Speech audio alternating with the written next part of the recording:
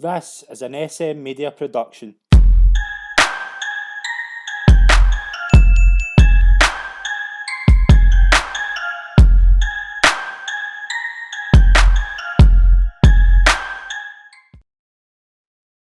Hi everyone and welcome to the latest episode of the Sit Down right here on SM Media. I'm Scott McPike and I'm delighted to be joined here today by the former Kilmarnock, former Hibs, former Hartlepool and former Cowdenbeath manager, as well as the best Scottish player to play in the Chinese Super League, or nearly played in the Chinese Super League, missed out on all the big bucks. Colin Nish.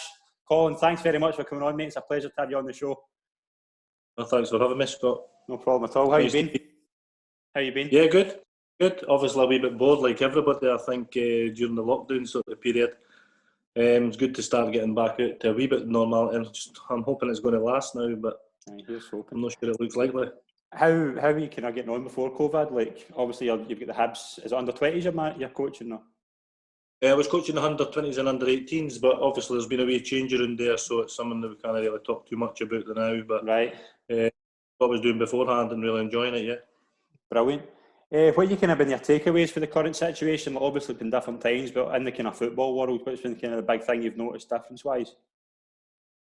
I think it's just like everybody playing football games without any crowd. It's not great, is it? I don't know if you get the right results, if it's the same results you would get with crowds being there. But no, I think it'd be good just to get the crowds back in. And obviously, like with the way things are going, it doesn't look likely very soon. Do you think the players notice a difference as well when they're kind of playing with no fans? Like, do you notice it? Do you think? Yeah, I think you do notice. I think it's a massive thing, to be honest with you, because I think everybody's heard the sort of phrase of a training ground football player, somebody who, like, I think we've all played with players that were excellent on the training park, and when it came to a Saturday, they maybe weren't so good. I think in this sort of circumstances, you probably see these players sort of shining through a wee bit more. Yeah. Well, we'll just give it a wee start. Can I tell us a bit about your early years growing up, like family life? How was life kind of starting out? Where did you grow up? I grew up in Musselburgh. I've been here all my life, really, apart from when I've had to move away for football. Yeah. I've moved back here now. Musselburgh's been the sort of place that I've always known and always sort of wanted to be at. Always intended sort of living here, buying a house and settling down here, and that's what I've done. My partner's from Musselburgh as well, so that was something that we both sort of shared. So yeah, played for Musselburgh. I think I played for Musselburgh Windsor when I was a young boy, and then went to Hutchinson Vale in Edinburgh. Right, okay. After that, on to Dunfermline as a signed player there. Brilliant. School as well. What were you kind of like at school? What was your kind of favourite subjects? Probably PE. I wasn't great. I like maths. I like numbers, but apart from that, I wasn't great at school. My old headmaster was Terry Christie, so he was art manager. Right. I think one day, sort of told me politely, "Go on away and try and get yourself a career in football. No point in you coming into school anyway." So I went to Dunfermline, and about 6 weeks later, I think Terry signed me on loan. So I was quite lucky. Brilliant. What were your kind of? You grew up a kind of Hibs fan. What were your kind of? Who were your early kind of heroes, and what was your kind of memory supporting Hibs? I used to. The biggest memory I've got for supporting Hibs as a kid when I went there was just going with my dad and my brothers, and the biggest memory I've actually got is my wee brother with his head underneath his hoodie top that he had on playing his Game Boy. So I remember looking at him saying, "Well, he's not interested in football, my wee brother." So. But apart from that, I think the probably players I remember are the ones that went in the Scottish Cup, like Keith Wright, Mickey Weir, these type of guys. They're all the ones that I sort of remember from when I was growing up. And when you kind of went to boys' club, like you said there, like who were your kind of other heroes that out with football? Like, well, obviously that out with Hibs, but you'd grown up. Who were the kind of big heroes locally or kind of on the telly? I'm not sure. I don't really know if I actually had any like heroes like that. I mean, in terms of football, I liked like Romario and these type of guys when I was watching them in World Cups, things like that. I think Italia '90 is probably the first World Cup I could remember, and then probably after that, they're the type of players that sort of stick in your mind probably from a young age. I didn't really have anybody that was sort of my height that sort of played as a striker that I could really look up to and sort of that in their terms. Were you always a striker? Like, did you ever play kind of in a different position, or were you always a striker? Always a striker, for a young age. I think my first ever game was with, I can't remember if it was Musselburgh. It was a Musselburgh team, but it was either Athletic, Windsor, the Musselburgh Union, one of them, when I was about 7 years old. And I started off as a left back, and I think the team weren't very good. Right. And I put across my left foot, and it went right in the top corner. So the next game week I was up front, and then that was me. I've never changed since. So that's pretty much how I ended up playing up front. Brilliant. So how did the kind of Dunfermline kind of getting scouted? Do you remember who kind of scouted you? And was there any other clubs looking at you? Oh, when I went to Dunfermline, I think it was about the age of 14, 15. I was still I was with Hibs. I think I maybe even trained with Hearts early on when I was younger. I obviously had the training games, things with like Leicester's, Chelsea's. I was offered to go down to Sunderland, things like that. But the two, I sort of stuck in with Hibs and I stuck in with Dunfermline. And when it got to sort of time where you could sort of sign or basically leave school and go somewhere, it was really like Dunfermline I wanted to go to. They'd really looked after me, and probably 2 years previous, because they really liked us as a player. They always made that I would have a right chance of playing there. They offered me a 4-year contract when I was like 15. I was just about to turn 16. I think I could have went to Hibs. I think I got a late call for Hibs to actually go in full time on the YTS scheme. Right. I'd already signed Dunfermline at the time, and also I think I could have went to Hearts round about that time as well. But I was always going to go to Dunfermline. I got on really well there. I was well liked. The likes of Hibs and that, they had other boys that were probably maybe a wee bit more thought of than me at that point. Okay. I felt like Dunfermline was the right place for me to go, and I really enjoyed it. So it was the right thing to do, I think, for me at the time. Brilliant. And as well as that, like coming through the kind of youth team, do you remember some of the players that came through at the same time? Like, yeah, I still obviously like when you think back now, like there's some of the players play maybe junior football. I know like one of them, actually remember the boy Chris McGroty? Mm-hmm. He played. I think he played a week or two before me, so we were around about the similar age. And he unfortunately didn't sort of continue, but he was a right good player when he was playing, because he must have played a good 100 games for Dunfermline in the SPL at that. A young boy, he was a right good talent. Unfortunately, it just didn't seem to work out for him in the end. I've seen Gary Mason the other day, who was a boy that I used to play with there. Yeah, I remember him. Yeah. Yeah, so I do hear or see maybe a couple of them going about and different things like that. So it's always good to see them. Yeah. Can I get through your kind of youth days? Like you obviously have a pretty good youth career with Dunfermline, but you made your debut in 1999 for the first team. Do you remember who it was against? Against Rangers, was it? Yeah, it was. Yeah. Do you remember? Can I remember the score and the lineup for Rangers that day? It was live on TV. I think I was meant to make my debut 2 weeks beforehand at Dundee United away. Right. But I probably wasn't the best behaved type of guy around about then, and I had done something, I can't remember what it was now, but I'd definitely done something that I shouldn't have done, and I think that Campbell's pretty much said to us, you'll not be playing for the first team doing something like that. So I ended up delaying that, and then obviously that Rangers game, I always felt like I maybe had a wee chance of going on. Obviously you feel like Rangers could maybe go 1-0 up or 2-0 up. Yeah. And I think that day, was it 2-0, I think maybe? Finished 2-0, yeah. Finished 2-0, and I think I got brought in for a penalty for Kid Chelskis. Yeah, that's right. And Big Andy Smith missed it, which would have been nice. I actually had a header in the game as well that I probably should have scored with, but I think it just grazed the post a wee bit. But I think, just remembering that game, I think I went on a left midfield there, so just going on with your questions there that you were asking earlier. So I went on a left midfield, and then the next game week I played against Celtic at Parkhead and went on right midfield. So that was my sort of introduction into proper football. And seeing you're kind of coming through at that kind of young age, like how hard is it to solidify a place in the team? Like at that point, is it as hard as they say? That's the thing that I probably found hardest. I mean, every week I was a sub. I probably had a lot of substitute appearances for Dunfermline for the ages 17 to probably 19 or something. Yeah. I was probably on the bench every week, coming on every now and then, depending on the score.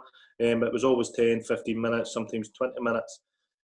So to actually make that step up to actually starting games, I always thought at Dunfermline that was a really difficult thing to do. It was a really strong squad at the time. I think it was Stevie Crawford, Craig Brewster up front, two excellent players. So it was great for me to train with they two, to be fair, in terms of learning. But to try and get in the team, it was a really difficult thing to do. And I think I learnt a lot for the two guys, but at the same time, I was going to find it really tough to get in the team at a young age. Yeah, it turns out they've had a pretty difficult season that first season because Dunfermline do get relegated, but Jimmy Calderwood and Jimmy Nichol come in. Just talk about how important they were for your career, like what they were like as figures. They were good. Like Jimmy Nichol, obviously later on was probably like a big to me. But and Jimmy Calderwood, I really enjoyed Jimmy Calderwood's training, things like that, and the way he was. He was a right attacking manager. I mean, there was times he would end up with 4 strikes in the park at once. So that suited me, and that was probably around about that time that I was a young boy trying to break through and getting on for your 10, 15 minutes. So for a young boy being on the bench, it was excellent because as soon as you went 1-0 down, boom, you thought you had a wee chance of going on. But in general, I was never ever going to play for him. No, in terms of starting games with the money that Dunfermline were spending at that time. They had very, very good players, and I think they maybe eventually went on to finish 4th in the league or 3rd in the league. Or just something. A few seasons after that, they do pretty well and kind of finish in the top 6. But the whole environment in the SPL at that time was pretty weird because like a lot of teams were spending money they didn't have. Like, did you notice the kind of level of player that was coming in? And obviously, you're kind of a youth player. Do you think about, am I going to get a chance? Because kind of level of players coming in who is different to what's there. No, we were signing players for Holland. I mean, we had the big Enes Dijkhuizen, who was a that's right, 5 striker. They brought in Jack de Geer, who was I think he had come from Utrecht and was a good player in Holland.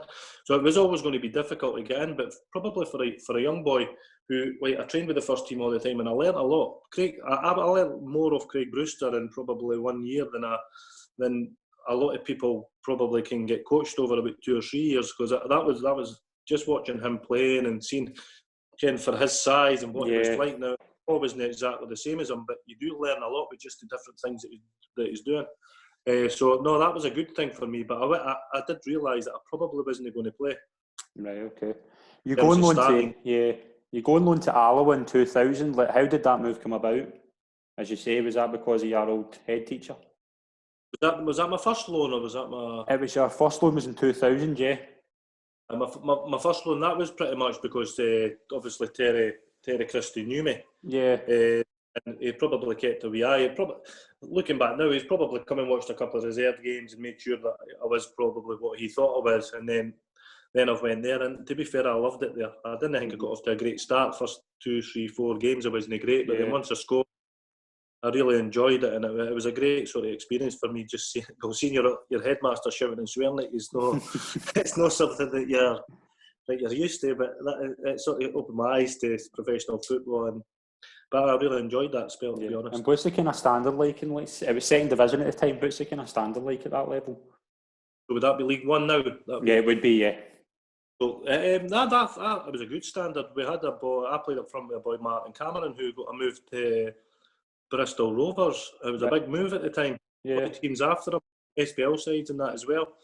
And he got a move. He was maybe about 2 or 3 years older than me, and he went on and did quite well for himself. There was a couple of other guys. Andy Walker was there for a spell. Right. Okay.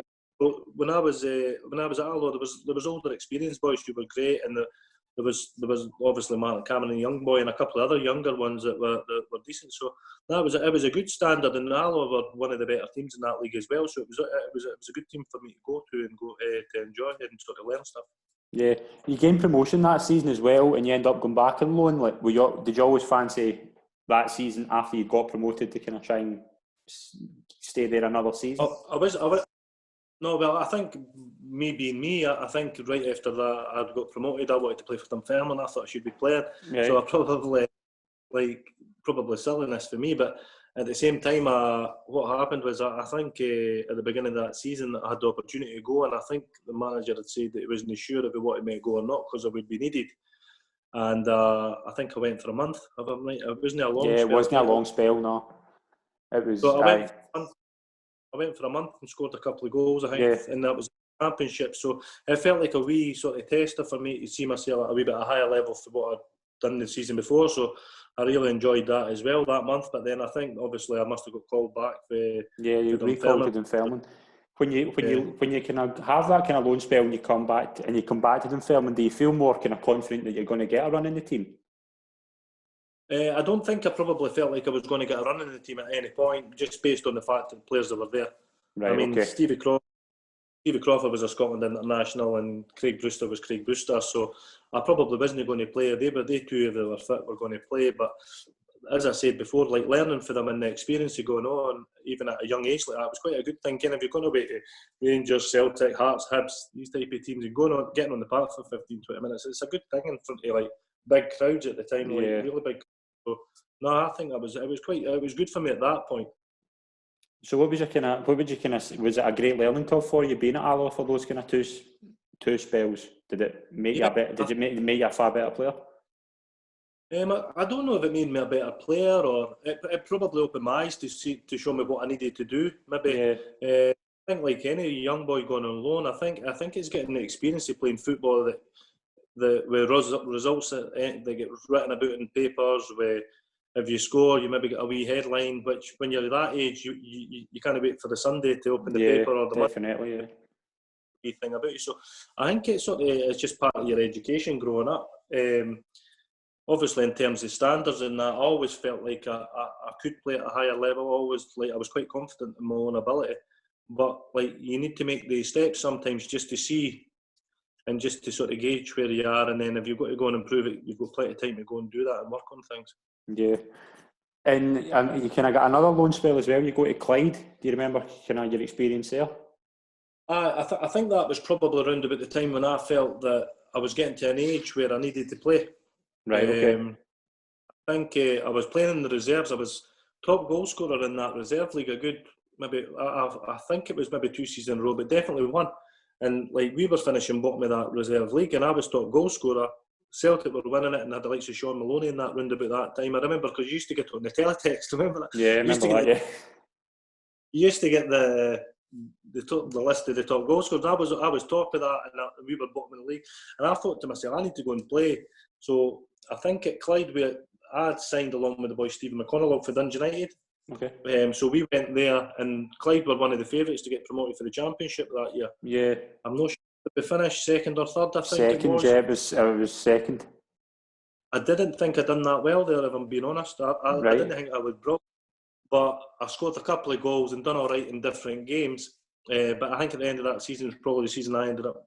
Was that the season I ended up going to Kilmarnock? Yeah, I'm just going to touch on that. Like, did you feel as if your time was up at Dunfermline, or did anybody kind of want you to stay? Or I think probably my attitude at that point was I want to play. Yeah, and it probably over to the manager, and I think the manager probably got a wee bit sick of having somebody that we thought he should be playing that wasn't playing. And realistically, when I look back, I probably maybe wasn't good enough at that point to play in front of the likes of Craig Brewster and Stevie Crawford. Yeah. But I felt I was good enough to go and play football. But I think they two things clashed, and that was pretty much the end of the road for me, really. Yeah. At Dunfermline, and then that was it. Yeah. So you move on to Kilmarnock. You sign a 6-month deal. Like, was there any other kind of competition for you, or was Kilmarnock the best choice? I remember I got a phone call for East Fife, and the boy was brilliant on the phone. I can't remember. I think somebody, the manager then was Moffat. Okay. So I spoke to him, and then for about a month or 6 weeks, not a lot happened. And I was like, I remember I was just sort of sitting there saying, "Oh Jesus, what's happening here?" There was talk about Livingston, but when I was at Dunfermline, Jimmy Calderwood had mentioned that to me when I was leaving. But then, like, obviously, Jim Jeffries and Billy Brown knew me, and I ended up going to Kilmarnock originally for 6 months, but I think it was pretty much always agreed it would be a wee bit longer than that. Right. Okay. But I signed for 6 months to start with, and to be honest, that's when I thought to myself, well, that was maybe the best thing that happened to me. And for a young boy, I think sometimes it is an important thing. You maybe need to go to another team to not be the young boy anymore. Yeah. And that, I felt like Kilmarnock. I went to Kilmarnock as a first team player. Now I've got a goal to work as hard as I need, improve as much as I can, and try and get in that first team. Whereas when I was at Dunfermline, I felt like it didn't really matter what I'd done. I was a young boy that was on the bench to come on. So. Yeah. And you touched on Jim Jeffries and Billy Brown, like they were a great management team, but how important were they for your development when you kind of got there? Because you came there, you said that you wanted to kind of move on from being the kind of youth player. How important were they for your development? They were excellent. They really were. Like if it wasn't for going there, I don't know what would have happened. Obviously, in hindsight, you never ever know. But for me, that was brilliant for me. Don't get me wrong. There was times like I would get taken out of the team for doing things, and I'd be arguing and be moaning, and we'd fight with each other, things like that. But ultimately, it made me a better player, and I think that's really what I needed, because I probably, when I was a young boy of anything, I wasn't strong enough and tough enough. Right. I wasn't keen on taking. But I think Billy Brown got that out of me in the end, like by just being horrible pretty much at times. Yeah. Like there was times that really like that, but that's the way that they are, and they've definitely got the best out of me. I've no doubt about it. Yeah, in the SPL, how important was that to kind of get that first goal in the big leagues? That would have been vitally important. I couldn't remember who that was against my first goal. I think what happened is I scored. It was either 2 or 3 in the pre-season friendly against Sunderland. They were a Premiership side at the time. Yeah. So I always felt that was my first goal, really. I always remember that. That felt to me like that was my first goal. So I remember that quite clearly and sort of in my head with my finish for that game. So that always felt my first goal. I wasn't sure which one was the Aberdeen was my first SPL goal, but I'll maybe need to look back on that to see what it was like. I can't remember, to be honest. A good goal. And you scored against Hibs the week after as well, so you kind of went on a kind of wee run. Just then, when you're kind of playing in that team, who were the kind of characters in the dressing room, and who were you kind of competing for places with up top? Up top, it was there was Gary McSwegan and Craig Dargo, I think, when I first went, along with Big Boydie. Yeah. So Big Boydie was probably just he was playing at that point. Paul Di Giacomo. He was there as well. I mean, I think Paul Di Giacomo was a right proper player. I remember playing against him a couple of years beforehand. He was an excellent player, but he had a couple of bad injuries. He had bad knees. So when I got there, he wasn't playing so often. Paul Di Giacomo. I think it was McSwegan and Boyd, or Dargo and Boyd. So I basically just had to sort of bide my time a wee bit to try and get myself in the team, and then. I eventually managed to force myself in the team, and then I think I pretty much played every week for a good spell. Yeah, you had a good run. I played most of that season. Like you formed a pretty good partnership with Chris Boyd. Just talk us through like how good a finisher Chris Boyd is, and how could you see then what it would go on to be? Aye, but he was a great player, Boyd. He actually probably doesn't get as much credit for being a good player as what he was. Yeah. The way he positions himself, like body-wise, in the box, I mean, it was excellent. And the amount of times that he would save you if you came up, I mean, it would be 0-0. I remember playing against Dundee one day. I'm in the middle, just roll it, Boyd. Just square it. It's a goal. The big Boyd, smash top corner. It's incredible. Like you come across a couple of people like that. Like I certainly have in my career who just do things that you think I couldn't do that. Yeah. But like. That was Big Boydie for you, but no, he was excellent, and it was a great. I actually really enjoyed playing with Boydie. We had a good relationship on the park. I felt. Would you say he was kind of your best strike partner you ever had? Probably based on the fact, it was a big sort of part of my career. I think he got a move off the back of it as well. Yeah. He would have got it anyway, but at the same time, I did feel that I enjoyed playing with him. I knew what my job was. I remember getting taken off one day, and I said to Billy Brown, I said, Billy, why is this like you? How are you taking me off? I said, Boyd, he's not kicked the ball. He's not done anything. How am I always the one that gets taken off? And he said, Nishy, Big Boyd will score.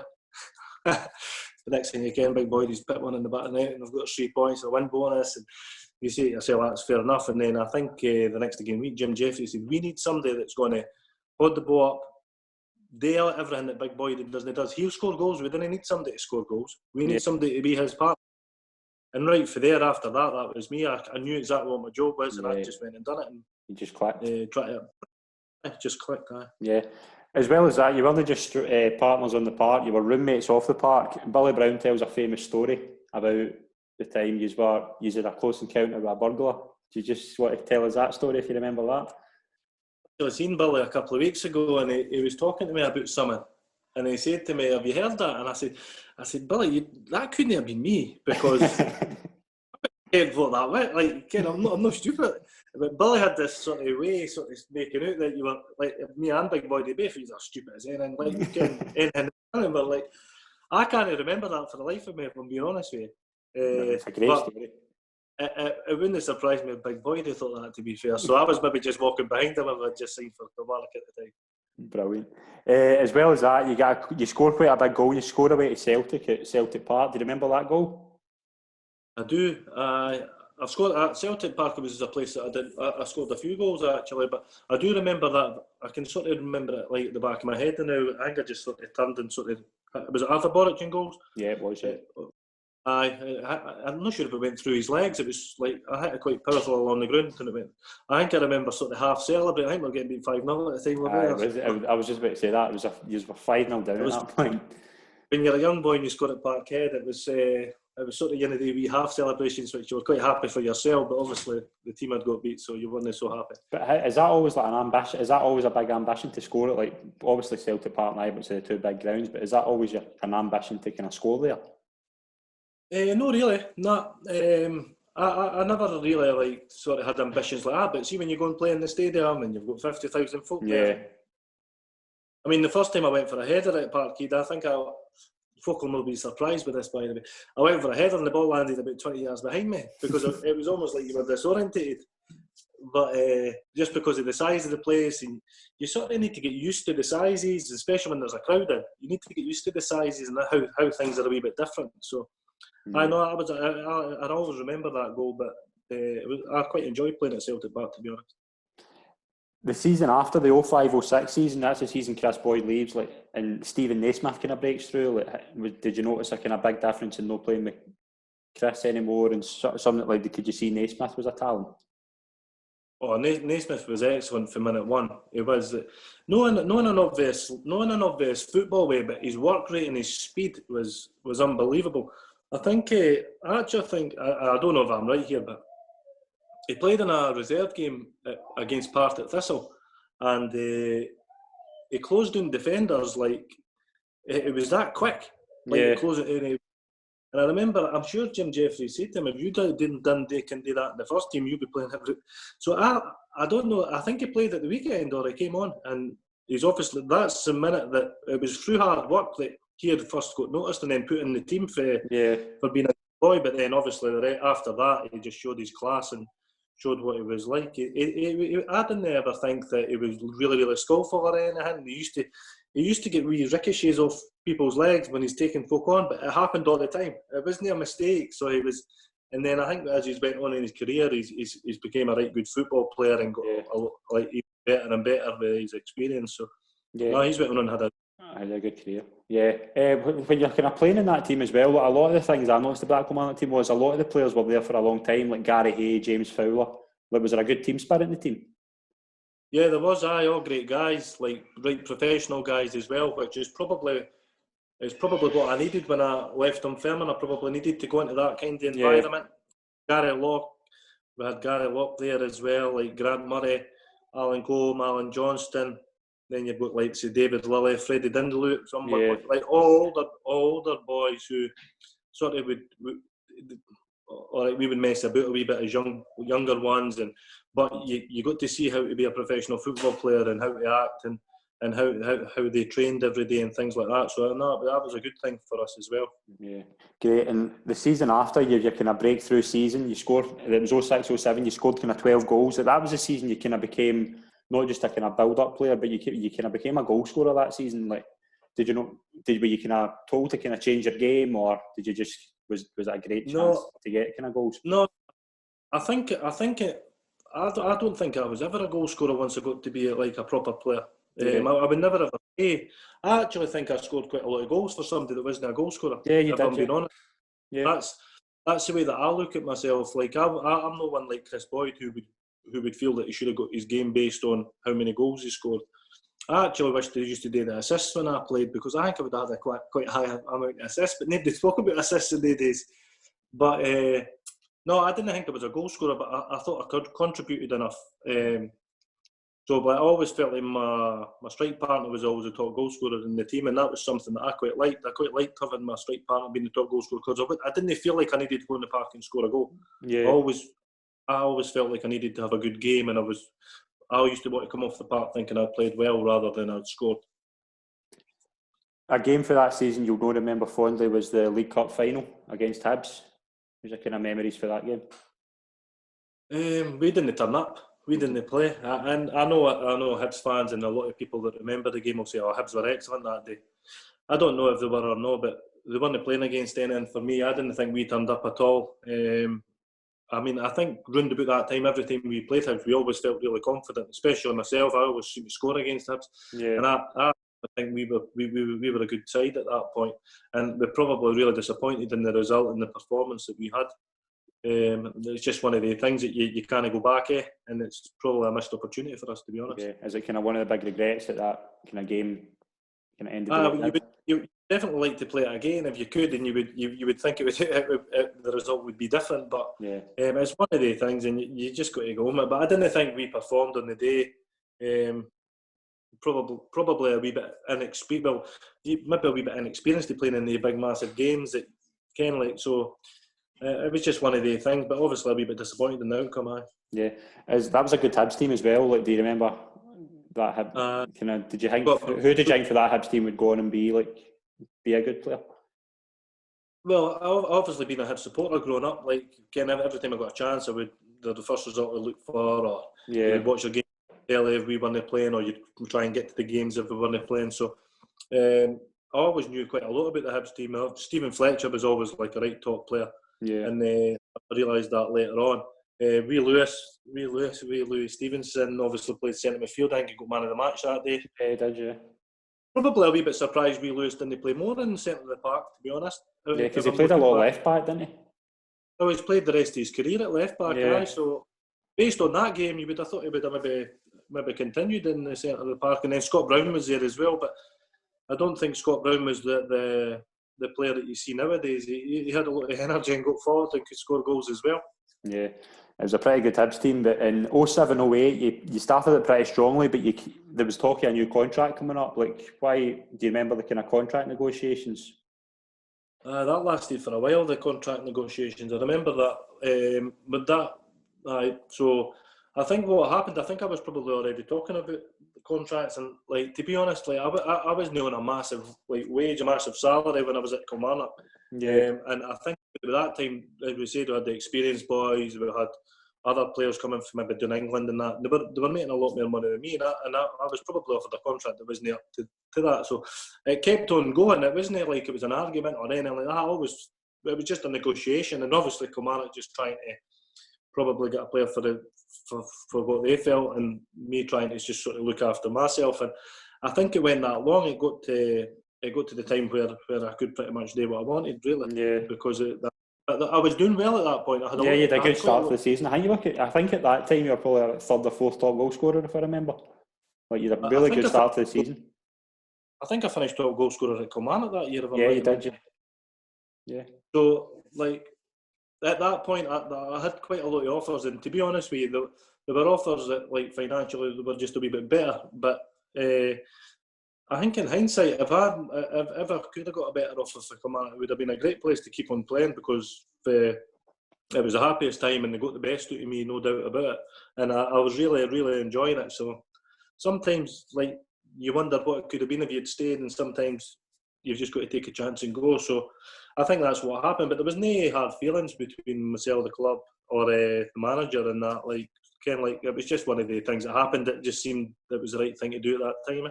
And did your contract run out in January, or did you? Because you left in the January. I think what happened was, obviously when it gets to the January, then you can sign for another team on a pre-contract. Yeah. So I had already, but previously I'd got a phone call, like, before the season started, before I think it was John Collins, it was at Hibs at the time. My agent had phoned me and said Hibs were going to put a bid in for you, but I tell them no, because they weren't going to bid enough. Right. And I just said, oh cheers.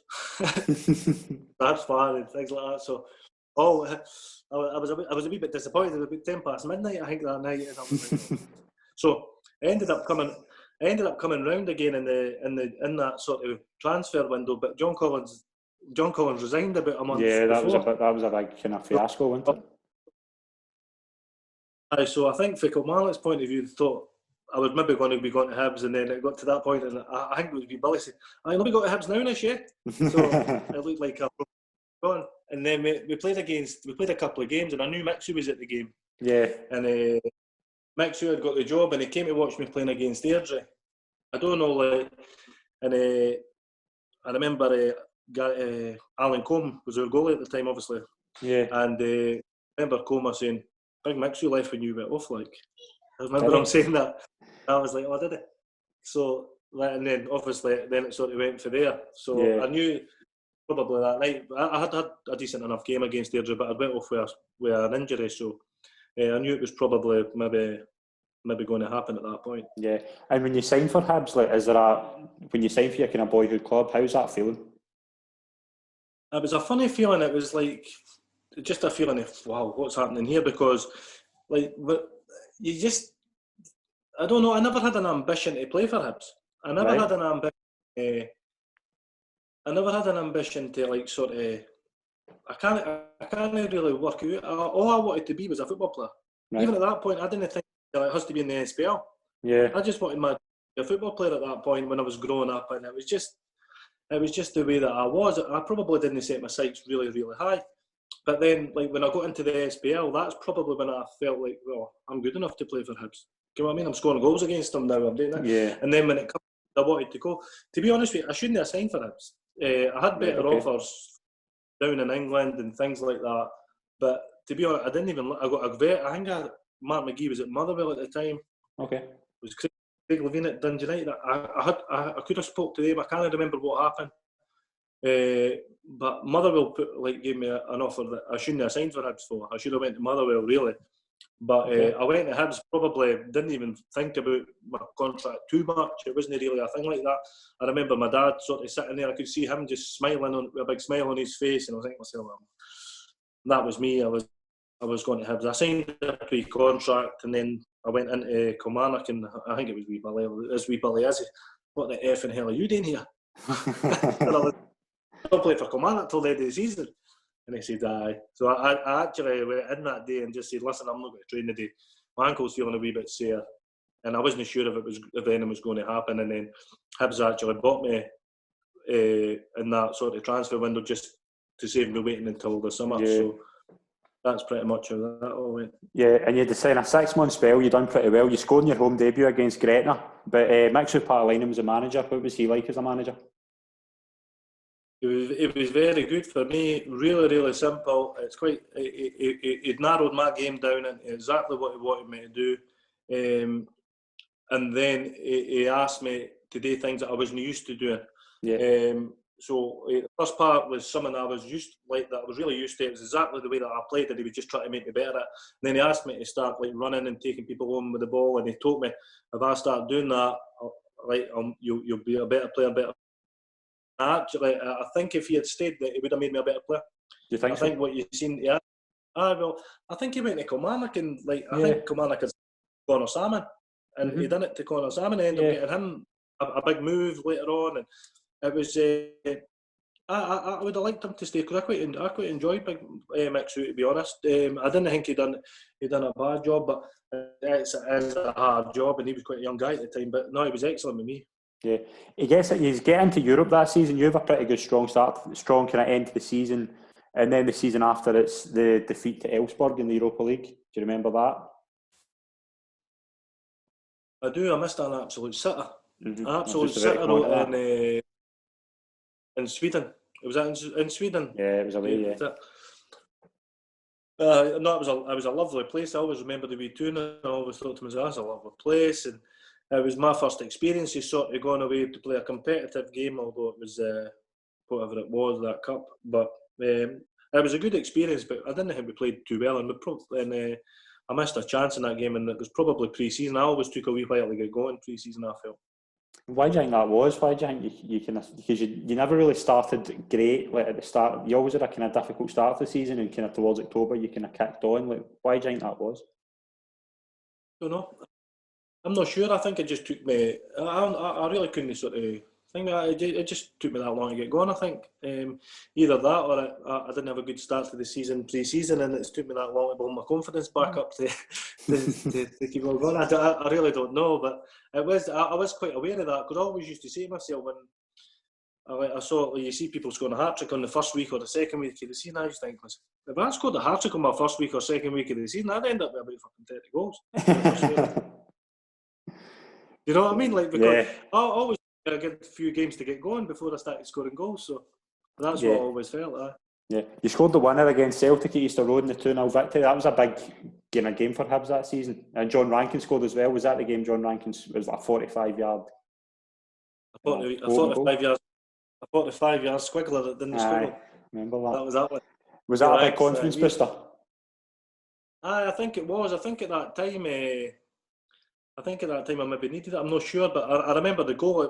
To be fair, a lot of people say it was a tap-in, but I think it's quite a good goal because I think you've got to be in the right place at the right time and all the usual striker stuff, but your reactions have got to be right. But no, that was a big moment. Obviously, it was another goal against Celtic, but at Easter Road when you play the Old Firm, it's always good to do well against them, get the crowd right behind you and things like that. So I remember that day. It was quite a good day. Yeah, and you mentioned kind of earlier on, you put Stephen Fletcher was a big kind of strike partner for you, but Derek Riordan as well, who always feels a bit underrated as a player. How good were they for you, like as partners and just as players as well?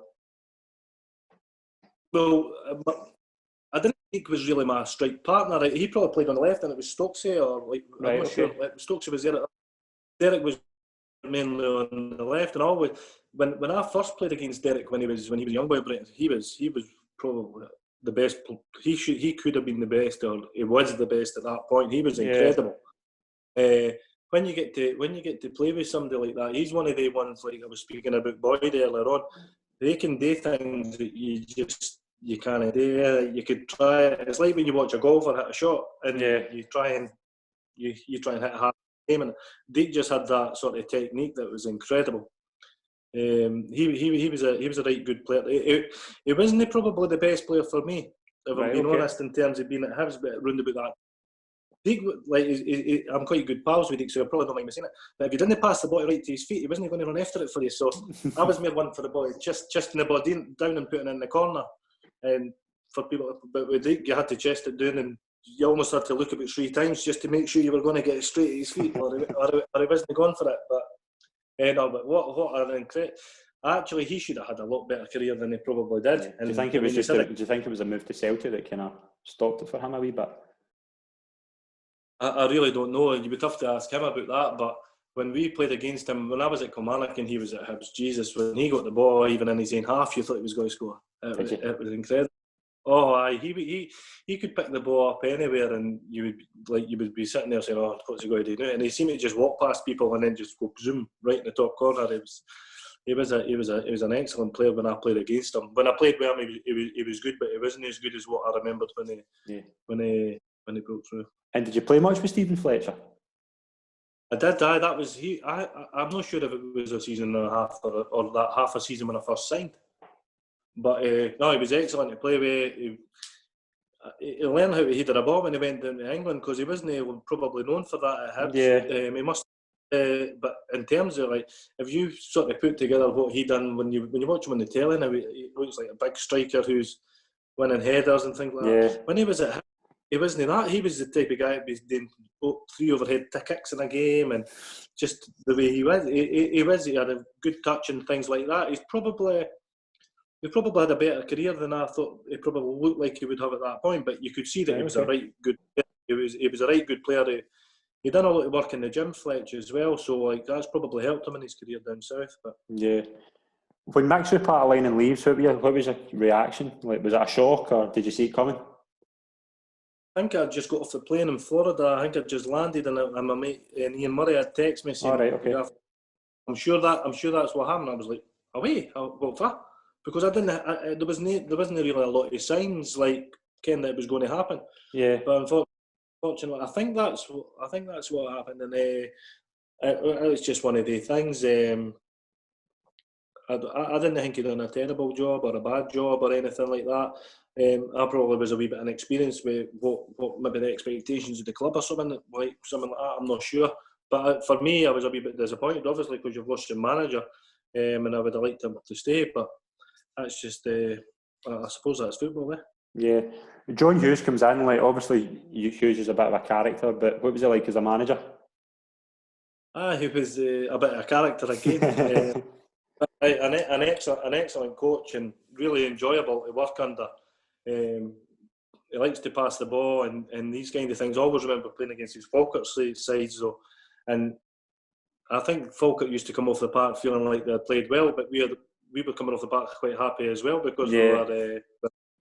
But that just seemed to be the way it is. But no, I quite enjoyed it. The only problem I had, like the biggest problem I had, probably was the fact that the formation that he liked to play was probably with one striker. Yeah. I mean, you've got Deacon, you've got Stokesy there as well. I mean, then it's quite tough to get a game. I think we still had Benjamin and all the type of players. And yeah, how good a player was he? Because I always heard that, like, he was always really, really good. He was a good player, a right good player, but I don't know if he was suited to Scottish football really. I mean, he would play and you would think, brilliant, and there would be times that he would play and you just didn't feel like he maybe wanted to play, like, which for me, I always felt like it wasn't really competition for me at that point. I didn't feel like that. Sometimes he would play before, didn't get me wrong, but I never felt like it was competition that he was going to play every week and I was never going to play. I always felt like I would probably play more weeks than what he would. And then obviously when John Hughes came in, the formation changed a wee bit. I mean, there was times I was playing number 10. Yeah. I was probably playing number 10 quite a lot for Hibs when I really think about it, because Stokesy was up top in that 4-2-3-1 and I was just sitting in behind him, which I actually quite liked because I did feel like I was more a football player than a target man or something like that. So. Yeah, and John Hughes doesn't really work out. It wasn't really a great time as well. Colin Calderwood comes in. Like, Colin Calderwood had quite a good managerial career in England. Like, were you expecting a lot when he came in?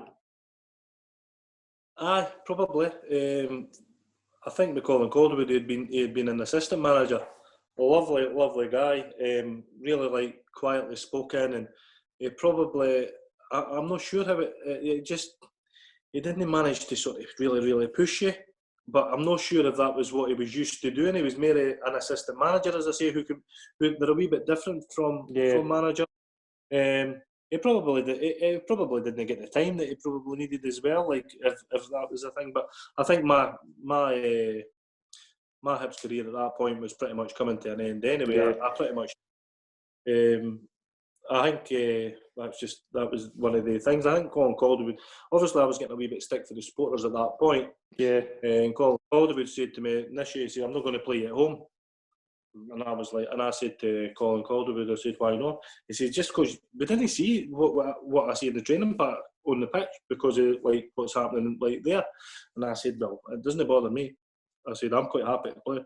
And then he said he wasn't going to play me. And then I think, was it round about that time that I went to train with that Chinese team? Yeah, I was just going to come on to that. The one thing I want to touch on as well, that the infamous game, one of the most famous games in SPL history, the 6-6 game against Motherwell. You got a hat trick that game. Just that the memories. What's the memories of that game? Because that was crazy. I always remember it as being disappointed, but like obviously in the back of your head, you're quite happy with scoring a hat trick. Yeah. But I didn't have a particularly good game that day. And like as I said before, I didn't really look at goals, meaning that I've had a good game. It's more like my link-up play, take like touches with the ball, headers, things like that I think it has been having a good game. And in terms of that game, I done okay. First half, second half, I was okay as well, wasn't it? Didn't have a very good game. So coming off the pitch, obviously, just really you're disappointed with the fact that I wasn't going to get to play for Hibs in Europe next season. But that was pretty much the biggest disappointment for me. Yeah. Always thing I remember about that game was how bad the pitch was. Do you remember how bad? How bad was that to play on? Because that looked horrible. That happened a lot back then though. Like we weren't playing on the bowling greens that you get now. And to be honest with you, I sometimes think to myself, I'm maybe better if I played on the pitches that I had back then rather than these bowling greens. I've not got anything to blame if I'm on these pitches. I think I didn't mind playing on the pitches, to be honest. It's a challenge for everybody. Yeah. So I didn't mind it, but I think that adds to a wee bit of the character of the game and things like that. Yeah, the kind of your last season at Hibs, Colin Calderwood brought in 2 strikers, Akpo Soji and Ricardo Vazte. Did you feel they were kind of replacements for you, or did you feel as if your kind of time was up? Listen, I wasn't playing very well at Hibs, and I think they brought in about 4 strikers as a replacement for me, and none of them were still good enough to be better than me at that time. And to be honest, see when I look back now, I think, how are you bringing in players like that to play ahead of me? Yeah. But I can understand the way I was performing at the time. But these people that were coming in were nowhere near as good a player as what I should have been showing. Yeah. And I knew that, so that disappoints me a lot now. When I think back, I think, that's unbelievable. Like when I think of some of the things that happened, and I was just really low in confidence at that point. I was pretty much gone. It was really difficult for us. But when I look back, I think to myself, I can't. But I genuinely, like, I'm sitting there saying, you just sort of kick yourself a wee bit. But it happened. Obviously, Ricardo Vazte was a wee bit different. He wasn't a strike. I know he played up front. Yeah. He done all right at Hibs, Ricardo Vazte, and he was a nice guy.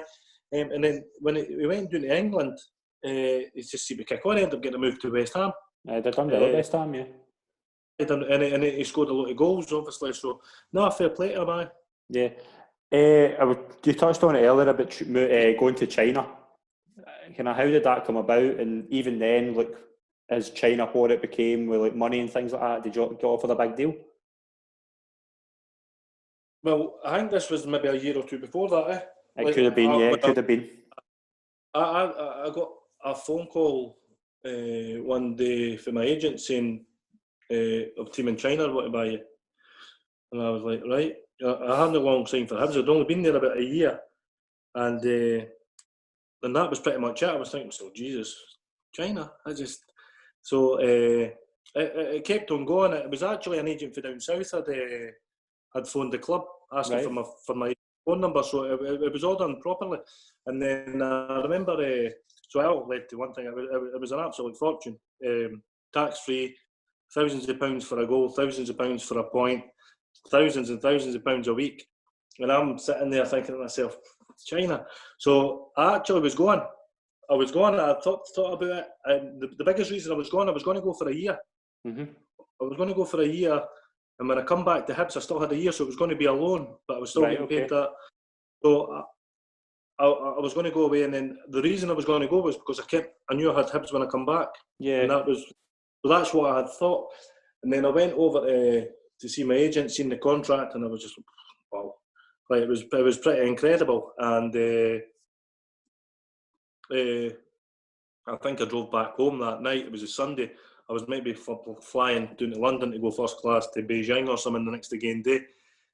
And as I said to you, at that point, I wasn't myself. I wasn't playing as well as I wanted to for Hibs. I was a wee bit. It just probably wasn't the right time in my life at that point to do it. And that's it. And I just phoned my agent and just said, I'm not going. I said, I can't go. I want to stay at Hibs. And that was me. I was quite happy where I was in terms of living in that at that point. Do you regret turning it down or now? Massively. Well, not really. I didn't regret it in terms of I regret it because the money was incredible. Yeah. I would have liked it was really, really incredible. But on the other hand, I wouldn't have had my son now. I wouldn't have met my partner that I'm with now. Yeah. So these kind of things sort of make up for it. But you do think to yourself, definitely. I could have been all these kind of things, but at the same time, you just laugh about it now. Really, it's not a big regret. But in terms of financially, you do sort of say to yourself, I probably should have done that. Really. Yeah. And do you understand why a lot of players take up that kind of offer? Because it's a big drop in kind of quality, but the money is life changing. Do you understand why a lot of players take it up? Yeah. Well, at the time when I was going to go, there wasn't a lot of people who had been. Right. So there was a lot of, if there had been other Scottish people there or English people or something like that had already tried it, then I maybe would have. But I think I would have been maybe one of the first, if not like, it wasn't that well publicised at that point.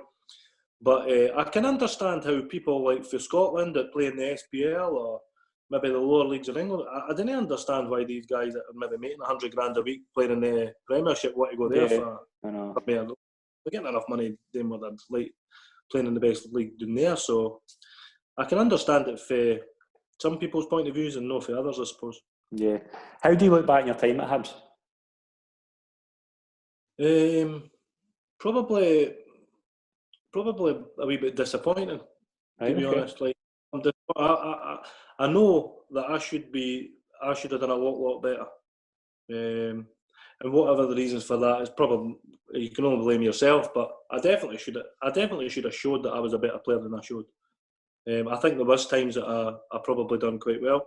There was times I was absolutely horrendous, but at the same time I was a lot better player than I ever showed. And whether it was the pressure of playing for Hibs, whether it was being for around about this area, I don't know. I didn't think Hibs at that point was the best place to be. Right. I didn't think the players, for instance, were the most professional or anything like that. But at the same time, that was down to me, and I should have learnt all that going through. Yeah.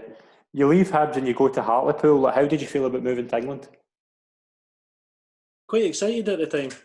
My missus has just walked in, so I should probably say, if I hadn't met her, I would probably, when I went to Hartlepool, I probably would have just stayed in Scotland. But she got pregnant at the time, so I always wanted to try England. Yeah. Hartlepool was pretty much Newcastle. Mm-hmm. I'm from Musselburgh, so it was only a couple of hours if I ever wanted to come. So my partner obviously didn't need to work at that point, so just everything sort of fell into place at the right time for to probably give it a shot and see what it was like. And to be honest, I'm glad that I have, because now I know what it's like to play in that league in England. Yeah. But in terms of my career, I had 2 knee operations when I was doing there. I was just about to say that. Yeah, you'd have pretty bad kind of luck with injuries. Do you feel that that was a pretty unlucky spell because of that?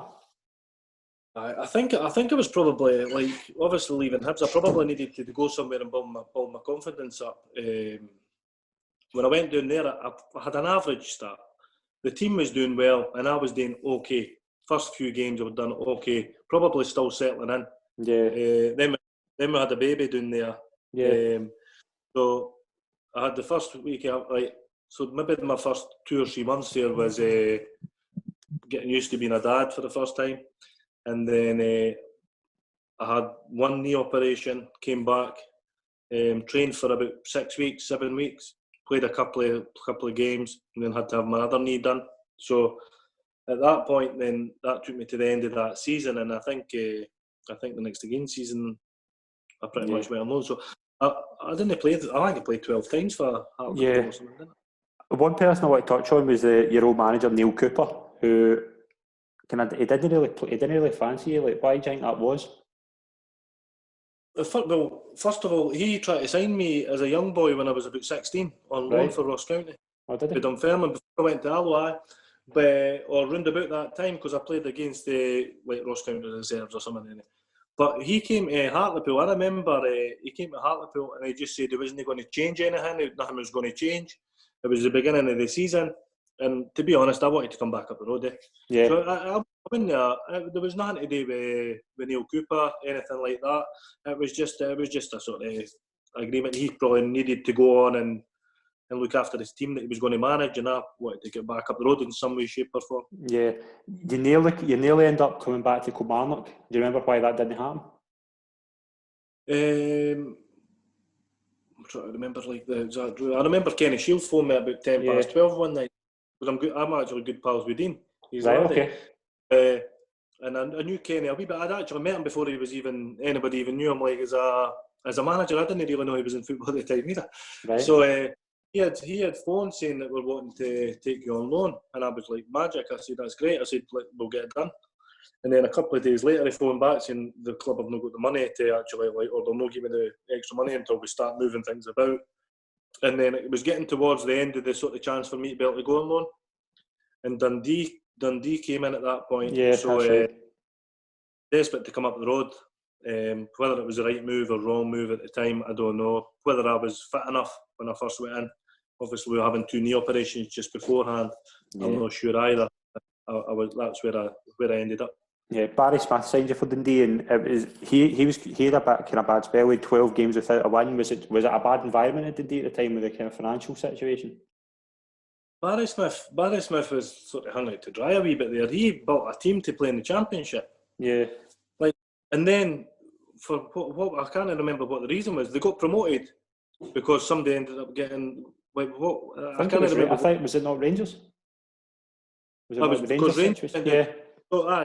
So Dundee have ended up in the SPL as a Championship team basically, and then they've signed myself and I think Mark Kerr. Yeah, that's right. Yeah. But they didn't sign legs when they signed me and Mark Kerr. but that's pretty much what they done.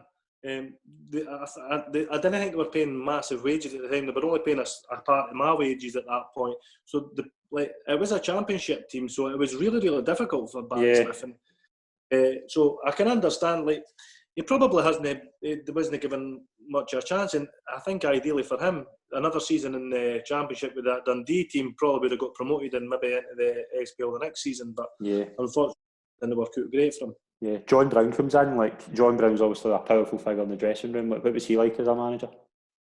Yeah, it was just exactly what you say. But he wasn't playing. He definitely wasn't playing me for sure. Right. That's probably at that point when John Brown came in. That's the best. I trained very well in that last part of that season and didn't even get on the park. I don't think. Really? So I think it was decided at that point that I wasn't staying at Dundee, and I think. Once it got to the end of the season, John Brown just said we can't afford you, and I remember John. I remember going to his office. I said, "What's happening next year?" Then he was a great guy, really good guy, and I got well with him. But I remember saying, "What's happening next season?" And John said, "Listen, we can't afford to pay your wages, Colin." And I said, "Well, what do you respect, John? You do kind of much more, eh?" So you didn't know that, eh?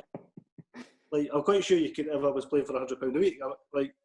But it worked out.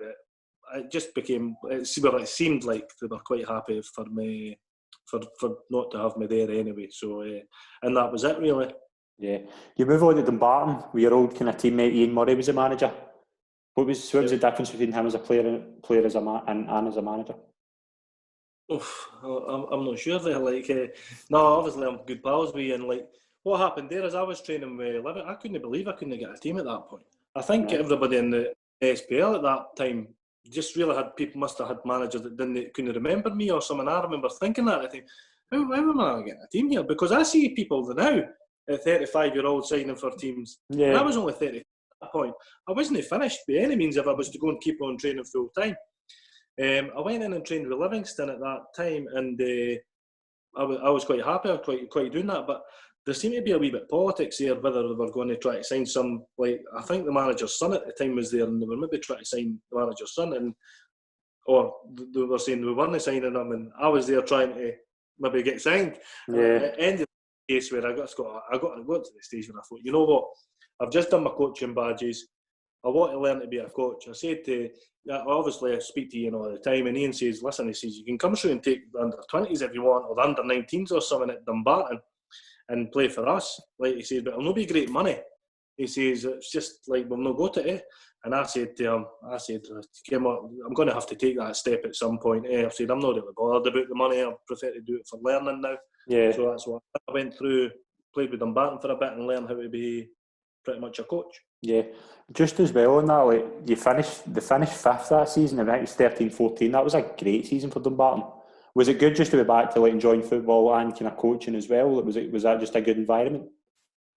To be honest, see that whole season, I didn't think I pretty much turned up. I pretty much went on a Saturday. I trained on a Thursday night for about an hour, and played on a Saturday. And that whole season, and I still felt like I had a lot to give at that point. I mean, I think we went to Easter Road and we were beating them 2-0 in a cup game that season. And I felt like I could still be playing for Hibs, if I was being honest with you, when I was playing. Again, I wasn't training very often. I did and I still felt like I was good enough to play there. But I was at the mark. I felt like I felt good that season. I had a good season, and obviously the more you do that, it was just counting down to pretty much me hanging up the boots basically. Yeah. But I think I stayed for another half a season, didn't I? Yeah, you left in the January. of that season to go to Cowdenbeath, but did you enjoy your time there at Dumbarton? I loved it at Dumbarton. And obviously, like it was funny enough. It was Jack Ross was assistant to Ian, then Ian was the manager. So it was easy for me. Yeah, like being older. I didn't expect too much of myself towards the end. It wasn't a massive thing to me, the football. I was trying to get into the other side of things, enjoy my coaching sort of side of things, and looking pretty much for life after playing. So it was probably a good wee spell for me doing that, to be honest. Yeah, brilliant. Jimmy Nicholl brings you into Cowdenbeath, and obviously it's kind of a difficult time for Cowdenbeath because I think they get relegated that season. Yeah. And one of the infamous games was a 10-0 defeat against Hearts. Sorry, just talk us through that kind of season. Well, that obviously I was at Dumbarton for the first part of that season. Then Jimmy Nicholl had phoned me in the summer asking me to go to Cowdenbeath. Yeah, and I had said, well, Ken, Ian was good to us and my pal. I'm not really. I'm enjoying the coaching sort of side of things. So I'm quite like he had offered me a lot like more money for what I was getting there, but like at that point I'd already decided that the money didn't really matter. Yeah. Ken, it was more about learning to be a coach. So I went to Dumbarton at that point and for the first 6 months, and then Jimmy Nicholl had phoned me again and asked me. So I thought, aye, well, why not? I was getting a wee bit. It was hard work the driving through, to be honest, to Glasgow. It was Monday, Tuesday, Thursday, Friday night in terms of coaching. Yeah. One day the Thursday training. So I just felt like it was getting a wee bit much. So Jimmy Nicholl said that come in and you can coach with me in the mornings and learn a wee bit because they train a few mornings a week in that as well. And I thought, well, excellent. I'm getting to learn off an experienced coach now so that's why I went there. So I went there, and then when I was playing in that, we struggled a wee bit. We were actually a wee bit unlucky to go down, I thought, in the end. But it was really tight. We played a game against Livingston that sort of turned it right round. We lost the game at home, and that was probably the turning point there. Yeah. Was it 10-0 against Hearts the kind of biggest defeat you've ever been involved in? Like, was that just a real downer? Definitely. Somebody was actually talking about, like, I can't remember, like somebody spoke to me about that a couple of weeks ago. And I remember being on that park and, like, when you're standing on the park, looking out at the bench, thinking, you take me off yet? You take me off? And we went back into the changing room after the game, and Jimmy Nicholl said there was not a hope in hell I was taking anybody off that pitch. It was your fault. You were on the pitch. I wasn't putting anybody else on to actually take involvement in that. So, fair play. But it was like one standard playing against a completely other different standard of football players, and that's what happens. They were a good side, that Hearts side, to be fair. They were. Yeah, it was a season kind of Hearts, Hibs, and Rangers were all in the league, so it was a pretty tough league. That was a good thing for me coming towards the end of my career. I managed to play when I dropped in a league. I managed to play in a league that had Rangers, Hibs, Hearts, decent sides in it. So there were still big games to sort of get you up for it, if that makes sense. So one character I want to touch on was Donald Finlay, the chairman of Cowdenbeath. You get any Donald Finlay stories? He kept phoning me on a Sunday morning at 10 o'clock, and once you become a manager there, a football team, you won't have a wee drink on a Saturday night sometimes. So, Saturday night I was coming here, I'll have a bottle of wine, or the chairman will phone me in the morning, so I better watch what. So, no, but to be fair, Donald Finlay was excellent with me. He really was. In terms of moral support, he was brilliant. In financial support, it was impossible. Yeah. Like, I felt at the time, and to be honest with you, I think I honestly felt like I'd done a right good job there, really good job. If I was to sort of go through what we spent on players and what the salaries were of their players, I think folk will say, "How did you manage to finish second bottom of that league?" Yeah, that's what I think. But nobody ever finds that information out, and that's a mistake that's the one thing that I made in terms of management. I was too eager to go and try and be a manager, and I thought to myself, well, I knew it would probably be a year, and I thought to myself at that point, but then I'll have a year's experience of being a manager. When I try to become a manager again, I'll have a year's experience. Not thinking to myself, well, it might work the other way. That's pretty much what happened. Yeah, you got the player manager's job at Cowdenbeath. So how did that come about originally? Like, was it hard to kind of juggle the two? It was impossible to do both because I didn't have an assistant manager. Right. So I was pretty much there myself, so I couldn't play as well as like sort of take the team. So for the first wee bit, although like there was other people there weren't proper like sort of assistant managers. There were coaches that helped out, and they were really, really good at helping out. But you couldn't leave them; they couldn't be on the bench when I was playing. I needed to sort of say to myself at that point, I'm probably not going to play much. Yeah. And that was something I was obviously willing to do. I'd been building up to it for a couple of years. I tried to build a team that meant that I didn't really have to play, to be honest with you. It took me a wee while to get going. We didn't have a lot of time to try and sign players and all that. Everything happened really, really quickly. And it probably took us about 6 games into the season to actually start playing. So it was difficult, really, really difficult at the start. Yeah. And was that kind of a bad environment when kind of things started to kind of go downhill? Like, did you feel as if did you feel the pressure getting to you? Like, I knew a rookie manager, did you feel the pressure like kind of early on? Or? Not one bit. Like they didn't. Like Cowdenbeath isn't a big club. It's not like some really loyal fans and some lovely fans, but they're not a big club where you get slaughtered. And to be honest, I'm used to it now. I'm used to like if your team doesn't win or things like. I mean, I actually I remember taking a boy off one day because I felt like I was doing the right thing after half an hour because we were getting a bit of doing. We were winning 1-0. We were getting a bit of doing, and I put a sub on who ended up scoring to make it 2-0, and I was still getting slaughtered. And I'm thinking to myself, if I didn't make that sub, we would get beat there. Like I know that myself, but people see it differently and. There are times that you make mistakes, but as a young coach, that's exactly what you need. You need to learn, and you only learn if you make mistakes. So, in that respect, it was good for me. But obviously, for a future in management, it maybe didn't do me too many favours. And do you kind of look back at that kind of time positively because it was your first job? Do you feel as if you kind of did have an impossible job because of the budget? I do think it was an impossible job.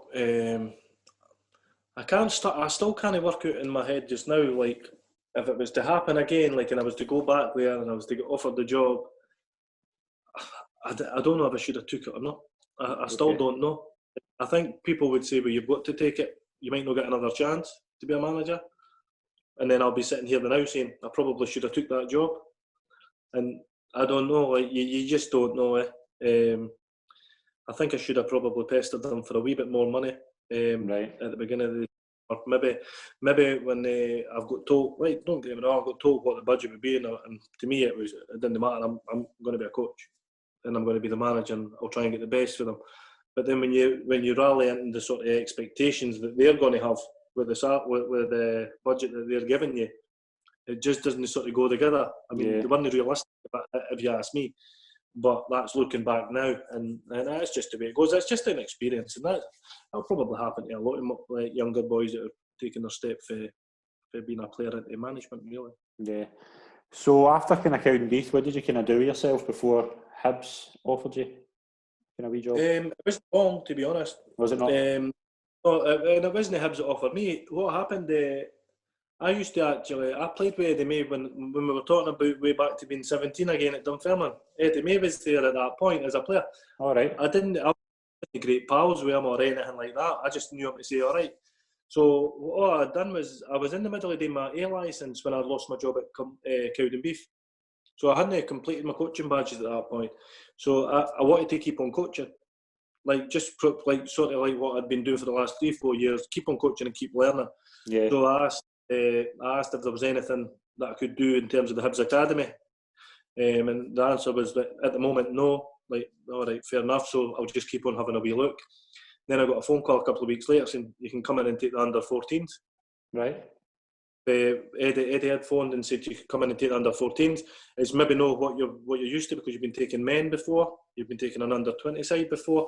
And he says, but you can come in and see what happens. So I went in there, to be honest, really liked it, worked hard. Gradually that increased to coming in with the development squad. Then it went through 15s, 16s, and then under 18s along with the development squad. So just sort of gradually learned and built myself up there, really. So that was probably the best thing I've ever done, to be honest with you, and that's what I should have done rather than take the Cowdenbeath job at the time. Mm-hmm. So, like, obviously, like, you're working there with kind of young boys, but do you ever get the urge to kind of go back into management? I probably don't think about it that often because, like, I quite enjoy the coaching side of it, but I enjoy the management side that you need to do in the academy 18's development side as well. Yeah. But I think if I realistically thought like I would have a chance of getting a job, I think I would maybe seriously think about it, or I would seriously go for it. Yeah. But at the same time, it's difficult to get managers' jobs, and then you've got a new batch of coaches coming through and different things all the time. If it come up, I think I would maybe get another shot. Mm-hmm. But I wouldn't stop it would only be if I felt like it was the really right thing to do. It's not I wouldn't say it was a massive ambition of mine now. I think I've tried it. I enjoy the coaching side of things now, and making people better, making players better if I managed to. So I enjoy that, but I would never say that I don't want to, or I don't think I'm capable anyway. Yeah, obviously been part of kind of youth development now. What's the kind of big differences you notice from when you were playing to now you're coaching? Like, what do you find the big differences are? Well, the things that they get nowadays is incredible. They're basically football players for the 10-year-old, 7-year-old, 8-year-old. They get all the sports science. If I had got sports science when I was young, I would have been a lot better player because I wasn't the one for going to the gym. I wasn't strong when I could have been a lot stronger. And nowadays they're doing all that for a young age, and they get well looked after, and all these things. I know my son plays, so I look at what he's getting at just now, and he's getting a lot more than what I used to just go play with my pals. Really, he's away getting coached. I don't know if it's a good thing or a bad thing, to be honest. I genuinely don't. When it gets to that age, I don't know if it's a good thing or a bad thing. Sometimes you know what it's like. Probably the best player Scotland have produced were playing in the street with a can, maybe, or something. Aye. You didn't get that nowadays, eh? So I don't know, but they've got everything. Anything that they need, they've got it in terms of if they want to be a football player, then they've got all the tools to help them along the way. Yeah, and as well as that, like Jack Ross is now at Hibs. How do you think the club are now? Like, do you think there's a good environment and a good structure? Obviously, with the situation I'm in, I've not been in this season yet, Right. But in terms of what it was like towards the end of last season, and I know Jack quite well, I think they're in good hands. Yeah. The owner come in and spent a few quid, which is always handy. I mean, especially this season, so they look like they're trying to strengthen. And to be honest, they probably should finish third or fourth at the very worst this season. It looks likely that they're in good position for that at the moment. Brilliant. Are you all right closing in some quick fire questions? Yep, of course. Brilliant. Just the first question: who would you say out of your whole career was the best player you ever played with? Best player I ever played with? I'm not sure. The best player I ever played with? I'll say Big Boy there, because I remember leaving him out an 11 that I picked about 3 years ago. I'm pretty sure he's not happy about it. So I'll say Big Boy there, but there was a few. I mean, Alan Johnson I played with towards the end of his career. He was an excellent player. Yeah. And you play with Guillaume Bouzeline at Hibs. He was excellent as well, but obviously his knees weren't great at the time. There are different players at different stages of their career. Derek Riordan, if I played with him, probably when he first broke through, it would be him. And if you played with Fletcher 5 years later, maybe it would be him. So there is a few, but when I played with Boyd, it was incredible. So there you go, Big Boyd. Brilliant. Best player you ever played against? Against? I always found David Weir really difficult to play against. Really? I wasn't the quickest player, and he probably wasn't the quickest player when I was playing against him. About 46 or something at the time. He just read the game, eh? He just read the game, and so that was always difficult for somebody who's the same height as me, same speed as me. Ken, like, when he was so good at reading the game, so he didn't really have any tools to beat him, eh? Yeah. So I always found it quite hard. Whereas other players, even if they were big guys, I felt like I would get the better of them in some way. I always felt that. But in terms, obviously, you've got the likes of Henrik Larsson who played, and he was excellent. But I always actually really feel that when I was playing in the park, Barry Ferguson was excellent. Yeah, like he was. When I thought he used to control games. When you're standing on the park, he used to be on the ball at the time. So he was a good player as well. So there are a few. It's hard to sort of mention one, but I probably should mention I played it for Hibs against Barcelona in a friendly. So Did you? Messi was playing that day. So there you go. That would be another one. So I think we'll go Messi with that. He'd maybe win that. Yeah. Favourite away ground? Favourite away ground? I would probably say Easter Road when I was at Kilmarnock. Really? Because I used to score like and play well there. But I think in general I done quite well against Motherwell quite a lot for Park. So I quite like playing at Motherwell. There was something about it. There was goals on that. There was always goals. See, as soon as you walked out on that pitch, you thought, you could see that you would score goals here. Eh? And that's probably the one thing that I always remember. At Motherwell's Park, you always felt like you maybe score goals there. Brilliant. What's an interesting fact about yourself that very few people would know? I don't know. I don't know if I'm that interested, to be honest. I'm not sure. What's anybody else said? I'll see if I do it as well. One of the guests have been in Soccer AM. If that's... Have you been on it? One of the guests have been in Soccer AM, scoring a worldie. I've been on Soccer AM scoring goals, and I've been on Crossbar Challenge and things like that. But I've never actually been on that couch when they do that. An interesting thing, I'm trying to think. Doesn't need to be football, it can be anything.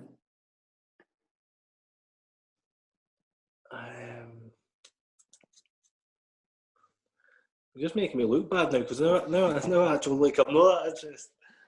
I can't think, to be honest with you. I'm not sure. We'll come back to that. Favourite film? My favourite film? I used to always say Scarface.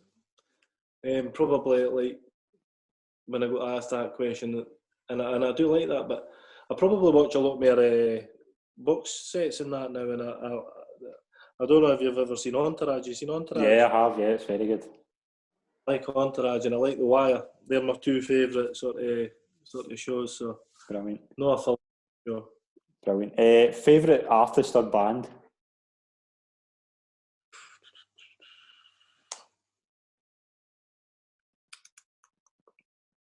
I just listen to music. See, this is when, like, I'm starting to look bad, but I genuinely just listen to music. I'll put on, like, see if I like a song, I'll play it, or it'll be the top 10 for now, or that. In terms of that, I quite like U2, but U2. I listen to them sometimes, but not really. I wouldn't say I had a favourite of anything, really. Yeah. And finally, we'll close up with the best manager you played under. Jim Jeffries, definitely. Was it? I would have liked to have played under Neil Lennon. Really? I have to say, I liked to have played under him. He would have got the best at you. That's the one thing that the Jim Jeffries gets. They get the best at you, and sometimes it's not always about coaching. Sometimes the players are there, and you just need to you need to tell them, like, you need to get them going. You need to get them up for games. You need in any way, and that's what Jim Jeffries done for me. That's what Neil Lennon done when I worked up at Hibs. Like, with him, you could see that. So they were the type of managers that seemed to suit me. Brilliant. Colin, it's been an absolute pleasure to have you on, mate. I can't thank you enough for taking part. Been really good. Really enjoyed it. Thanks very much. Cheers.